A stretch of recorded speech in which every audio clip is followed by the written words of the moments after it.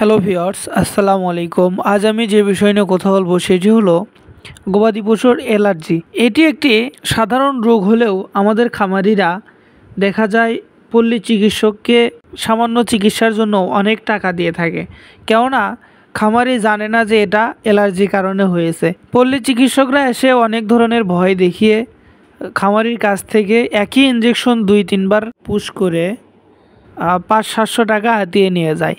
সেক্ষেত্রে আপনি যদি এই অ্যালার্জির ঔষধ জানা থাকে, সেক্ষেত্রে আপনি মাত্র 1 থেকে 150 বা 200 টাকা খরচ করলেই আপনার প্রাণীটিকে সুস্থ করে তুলতে পারবেন।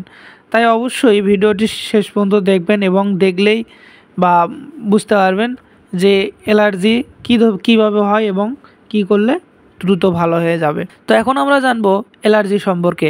প্রায়শই গবাদি প্রাণীতে অ্যালার্জিজনিত লক্ষণ দেখা দেয় শরীরের অ্যান্টিবডির সাথে বাইরের অ্যান্টিজেনের বিক্রিয়ার ফলে সাধারণত অ্যালার্জি সৃষ্টি হয়।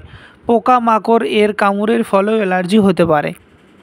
এটির লক্ষণ হচ্ছে শরীরে চুলকানি হবে, চামড়ার উপরিভাগে চাকা চাকা হয়ে ফুলে যায়, ত্বক লাল হয়ে যায়, অনেক সময় লোম খসে পড়ে যায়, পোকা কামড়, মৌমাছি, বোলতা এসবের কামড়ে আক্রান্ত স্থান খুব বেশি ফুলে যায়, ব্যথা হয় এবং কোনো সময় শ্বাসকষ্টও হয়।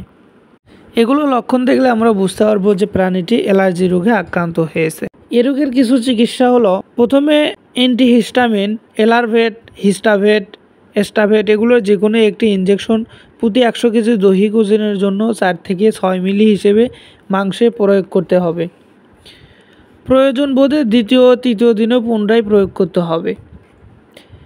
সে সাথে ইঞ্জেকশন এসাইফ্লিন 1 গ্রাম অথবা ইঞ্জেকশন অ্যামোক্সিভেট অথবা ফাইমক্স এগুলো যে কোনো একটি ইঞ্জেকশন দেওয়া যেতে পারে।